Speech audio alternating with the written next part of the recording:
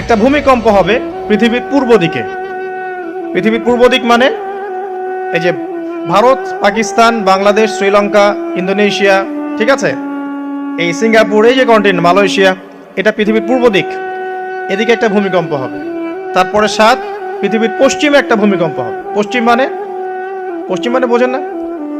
পশ্চিমা বিশ্ব না, সৌদি আরব না, পশ্চিমা বিশ্ব, ব্রিটেন, ফ্রান্স, জার্মানি, তারপরে যে রাশিয়ান কন্টিনেন্ট, হ্যাঁ, ইউক্রেন, এদিকে আপনার আমেরিকা, এই পুরো পশ্চিমা বিশ্ব, এখানে একটা ভূমিকম্প হবে বড়। এবং এগুলো এমন হবে যেগুলোতে ভূমি মাটিতে ধসে যাবে, মাটিতে ডুবে যাবে। ভূমিকম্প না, ভূমিধস। 8 পৃথিবীর মাঝখানে মধ্যপ্রাচ্যে একটা ভূমিকম্প হবে, যেখানে আমাদের সো কল্ড আমিরুল মুমিনিনরা থাকে, এদের এখানে একটা ভূমিকম্প হবে ইনশাআল্লাহ। আর 9 ইয়েমেন থেকে একটা আগুন বের হবে।